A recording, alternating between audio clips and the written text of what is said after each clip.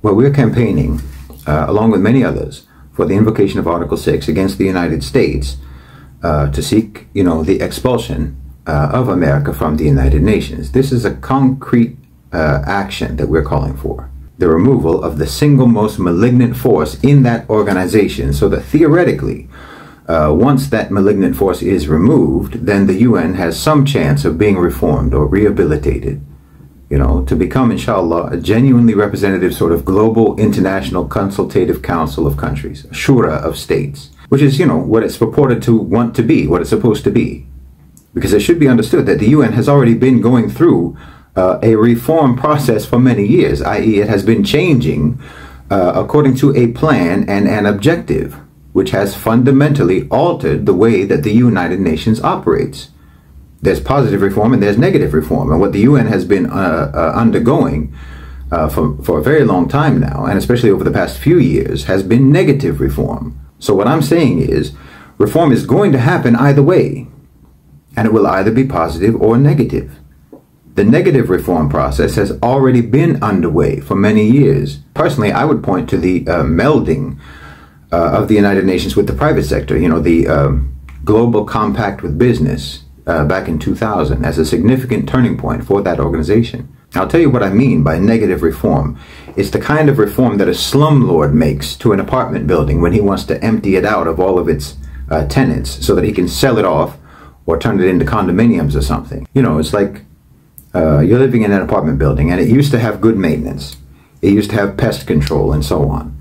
But gradually, over the course of, weeks and months and maybe years, you notice that the lights in the hallway don't get replaced anymore. There start to be cockroaches and mice and rats. The plumbing doesn't work and no one ever fixes it. The roof leaks, etc., etc. This is negative reform. Your building isn't what it used to be. It's changed. Deterioration is a change, particularly when that is deliberate deterioration. And that's what's been happening at the United Nations. The organization is being undermined from within. It's being sabotaged from within. And the slumlord who's behind all of that sabotage is the United States. It's like when a company buys another company for the sole purpose of sabotaging that company and bankrupting it just to take it out of competition. In my opinion, that's what the United States is doing at the UN. And by the US here, by the United States, what I mean is the OCGFC, the Owners and Controllers of Global Financialized Capital. I think that they would very much like to see the United Nations dissolved and replaced by something that they would create themselves, probably under the leadership of the World Economic Forum, Klaus Schwab. They're advancing a negative reform agenda with the objective of dismantling the United Nations and imposing a new organization that would be even less representative of the global consensus than the UN is now. We are pushing for positive reform to enable the United Nations to be salvaged, to be rehabilitated under the leadership of the BRICS nations, the nations of the Global South, or put more accurately, under the auspices of the global majority. So you see, the owners and controllers of global financialized capital and us, we agree on one thing. The United Nations cannot continue as it is. We both want to establish something new. But the new UN that we want to accomplish would retain the basic shape and the basic function. It would retain the existing programs and the affiliated entities like the ILO and the ICJ and so on. We're all proud of the South African case against Israel at the ICJ. Well, that couldn't happen without the UN. If the UN were to be dissolved, so would the ICJ. And there wouldn't be any institutions left that could even potentially be used for accountability on the world stage. The United Nations on paper has a useful function, and that function has been drastically undermined. And it has been undermined by the presence of the United States. And more specifically, the presence of the United States at the Security Council. But it's not just about the Security Council. It's not just about the veto. Because the reality is that American interference at the United Nations has metastasized and spread throughout the entire bureaucracy of the organization, deliberately making it inefficient, ineffective, incompetent, and corrupt at every level.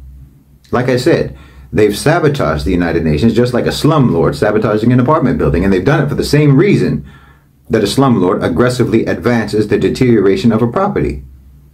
The new United Nations, or new version of the United Nations that the OCGFC want to establish, is something entirely new, complete system change. Scrap the UN Charter and so on, and I expect, of course, that they would want private sector players to completely and openly dominate it, like the World Economic Forum, for example. The UN system as it is, in their view, is already too democratic. They think that the member states already have too much representation.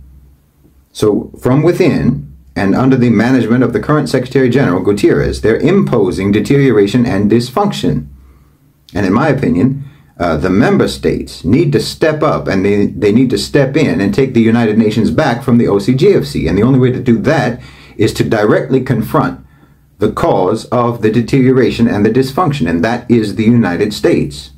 America is the one that opened the United Nations to the contagion of private sector parasites, because the US government itself has already become a completely infected host to private sector parasites. Again, it's just like in those zombie movies, you know, when a virus infects and then occupies a body and then completely takes it over. Well, that's what corporations have done to the American government. And now the American government has spread that virus to the United Nations. The infection is creeping through every limb of that organization, eating away at the United Nations from inside. So if member states, if the global south, if BRICS, if the global majority do not step in, then the whole thing is going to be hollowed out and collapse. See, this is the inherent misunderstanding of all those people who talk about a conspiracy theory to establish a one world government. Private sector power doesn't want government. They want all of these institutions to be destroyed. This is the fever dream of their sick ambition. They want to be in control of everything. They don't want institutions, public institutions. They want everything to be resolved in the boardroom. So the Article 6 campaign is not about trying to undermine or sabotage the United Nations. It's about trying to halt the sabotage that has already been happening, that's already been taking place at the United Nations, and to then try to reverse the damage of that sabotage and rehabilitate and rebuild the UN and reform it from being a colonialist, imperialist institution, to try to make it a truly representative organization of the global consensus. This isn't just about the veto, and it's not just about the undemocratic nature of the Security Council. It's much broader and more comprehensive than that, because the malignant influence of the United States is much broader and more comprehensive than that. And the only way for the United Nations to be salvaged is by removing the malignant tumor of the United States. So to begin with, we're asking everyone to sign the Article 6 petition. And then once we have sufficient numbers on that petition, then we'll raise the campaign to more official and political levels. For instance, approach the coalition of member states known as the Friends of the UN Charter. And we'll raise it with countries who have been the most adversely affected by America's abuse of the United Nations, their violations of the Charter, and their undermining of the organization. Countries like Venezuela, Yemen, Iraq, Cuba, and so on.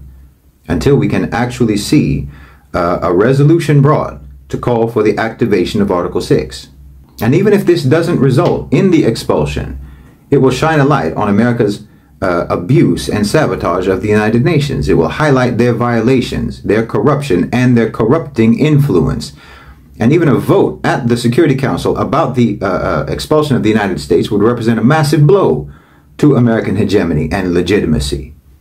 I mean, I know we all think that the United Nations is already a feckless and corrupt organization, toothless, but we have to identify why that is, and we have to understand that the dissolution of the United Nations, which is, I think, an inevitability according to the trajectory that things are going, that would not constitute an improvement, because that will leave a vacuum, and that vacuum is going to be filled precisely by the source of the current corruption.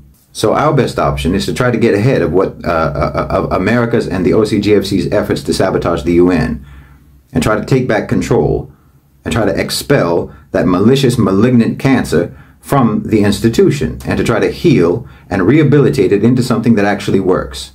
So that's what we're trying to do. And it starts with trying to get as many people as possible to sign the petition. Once we have enough numbers on that, then we can elevate the call to more official and political levels, and inshallah we can recruit the support of some of the most victimized member states, the states that have suffered the most by America's abuse of the veto power and by its overall undermining and sabotage of the United Nations.